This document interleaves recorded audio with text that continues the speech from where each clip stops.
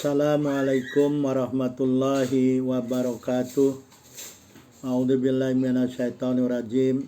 Bismillahirrahmanirrahim. Alhamdulillahirabbil alamin. Allahumma shalli wa sallim wa barik ala nabiyyina Muhammad wa ala alihi washabihi ajmain wa man tabi'ahum bi ihsanin ila yaumiddin. Amma ba'du. Kita sambung pembicaraan kita mengenai dzikrullah. Ya, fadilah zikir. Sekarang kita masuk ke dalam fadilah zikir dalam as-sunnah. Ya, kita akan membicarakan mengenai fadilah yang ketiga. Ya, fadilah yang ketiga dalam as-sunnah, dzikrullah menyelamatkan seseorang dari azab Allah Subhanahu wa taala. Ya. Telah diuraikan dari Mu'az bin Jabal radhiyallahu anhu, Rasulullah SAW bersabda, "Ma'amila banu Adam min amalin anjalahu min adabillahi azza wa jalla min dzikrillah. Qalu ya Rasulullah walal jihadu fi sabilillah. Qal walal jihadu fi sabilillah illa antadriba bisayfika hatta yanqati thumma tadriba bihi hatta yanqati thumma tadriba bihi hatta yanqati." Jadi maksudnya ya, Mu'az bin Jabal radhiyallahu anhu telah meriwayatkan hadis dari Rasulullah SAW. Rasulullah SAW bersabda, "Ma'amila banu Adam." Tidak ada amal yang diamalkan oleh anak Adam, manusia maksudnya ya, dari suatu amal anjalahu yang menyelamatkannya min adabillahi azza wa jalla dari adab Allah Subhanahu wa taala, min dzikrillah selain daripada dzikrullah. Qalu, kemudian sahabat bertanya, "Ya Rasulullah, walal jihadu fi sabilillah." Wahai Rasulullah, tidak lebih baik dari jihad fisabilillah? Qal, Rasulullah bersabda, walal jihadu fisabilillah. Jihad itu tidak dzikrullah itu tadi dzikrullah itu menyelamatkan anak Adam ya, dari azab Allah. Kata sahabat, bukan jihad fisabilillah yang menyelamatkan anak Adam dari azab Allah. Kata Rasulullah, bukan jihad fisabilillah. Kecuali, kata Rasulullah, kecuali apa? Antatriba bisayfika hatta yanqati. Kecuali engkau pergi jihad fisabilillah, engkau tebaskan pedangmu itu ya, sehingga memutuskan leher musuh ya. Sampai 3 kali Rasulullah. Tsumma tadriba bi hatta yanqati. Tsumma tadriba bi hatta yanqati. 3 kali ya, sampai sehingga engkau pukulkan pedangmu itu dan dia memutuskan ya, maksudnya terbunuhlah musuh itu ya. Jadi jihad fisabilillah dengan membunuh musuh. Jadi kalau nggak ada musuh yang terbunuh, yang nggak ada apa-apanya, nggak lebih menyelamatkan dari azab Allah ya. Membunuh atau terbunuh, apalagi kalau terbunuh ya, terbunuh mati syahid ya. Selamatlah dia dari azab Allah ya. Orang mati syahid al-jannah ya. Tapi bagaimana dzikrullah ini bisa menyelamatkan dari azab Allah Subhanahu wa taala? Bagaimana seorang anak Adam ya, bisa selamat dari azab Allah dengan dzikrullah ya? Bukan al-jihad fisabilillah, bukan jihad fisabilillah. Kecuali tadi kata Rasulullah, jihad fisabilillah ya, membunuh musuh dalam jihad fisabilillah tersebut atau kamu terbunuh ya. Jadi kita ingat Allah dalam dzikrullah ini. Selain kita menyebut Allah ya, menyebut Allah dengan lisan kita ya, kita sebutlah dzikrullah ini, apakah dengan dzikrullah membaca tasbih subhanallah subhanallah, tahmid alhamdulillah, alhamdulillah, takbir Allah akbar, tahlil la ilaha illallah, atau membaca Al-Quran ya, kalamullah. Dalam zikrullah ini kita ingat ya, kita ingat kepada Allah. Ingat kepada Allah Subhanahu wa taala ya. Jadi kalau kita ingat kepada Allah Subhanahu wa taala, apa yang akan kita perbuat?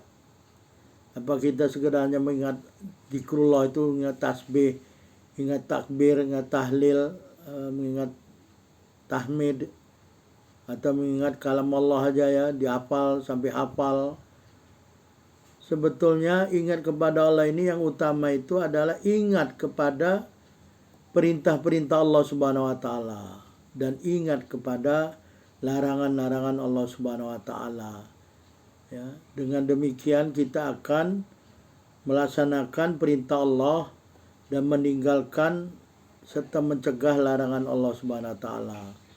Ya, dengan zikrullah ini kita akan menjadi orang yang bertakwa dengan menjalankan perintah Allah dan meninggalkan atau mencegah larangan Allah Subhanahu wa taala. Jadi bukan sekedar hanya mulut saja yang basah dengan zikrullah, kolbunya ingat, arkannya, anggota badannya melaksanakannya ya. Melaksanakan apa? Perintah Allah. Perintah Allah ini banyak kita lihat di dalam Al-Quran dan As-Sunnah dan kitab-kitab yang dikarang ulama berdasarkan Al-Quran dan As-Sunnah. Kalau dia menyangkut akidah, dialah ayat-ayat akidah dalam Al-Quran dan As-Sunnah. Atau lihat kitab-kitab karangan ulama yang memang mumpuni dalam ilmunya ya. Kalau dalam Ahlussunnah wal Jamaah kitabnya Asy'ari ya, dan Maturidi, Al-Asy'ari dan Al-Maturidi. Tapi kalau dalam kitab fikih, dialah kitab fikih yang 4, mazhab Hanafi, ya, mazhab Maliki, Syafi'i dan Hambali.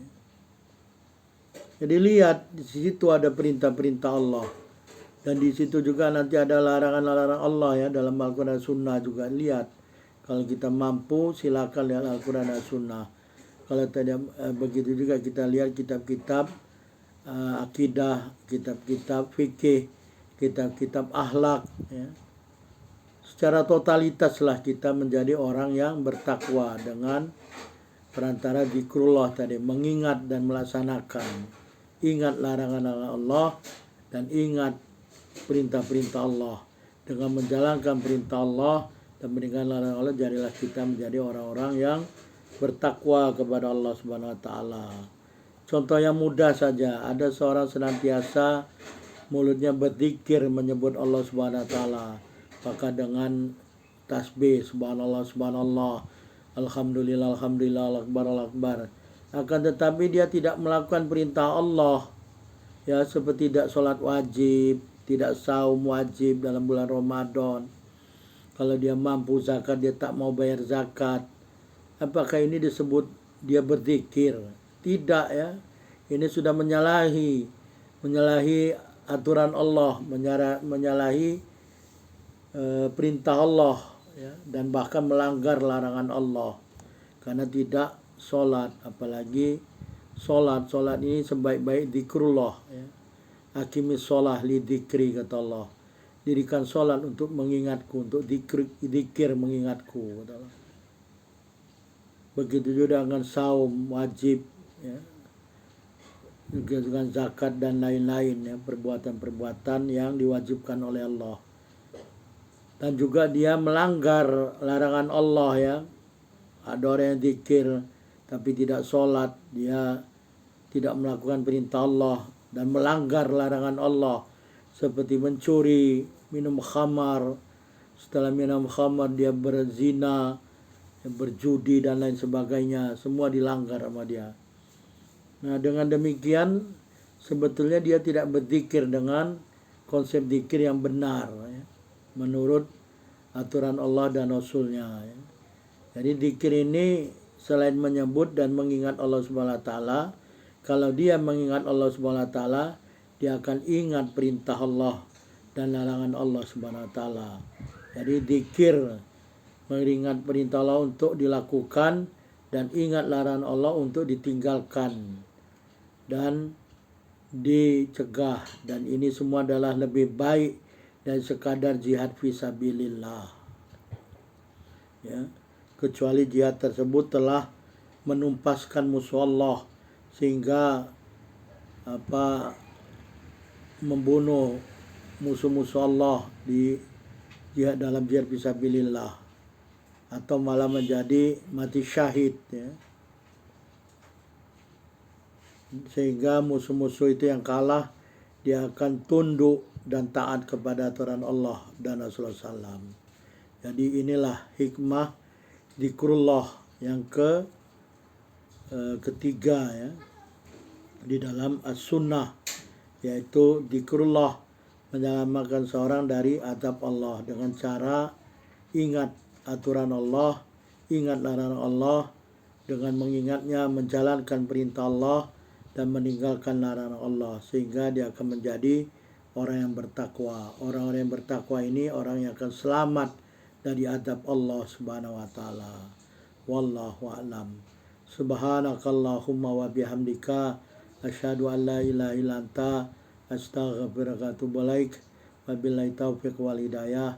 Wassalamualaikum warahmatullahi wabarakatuh.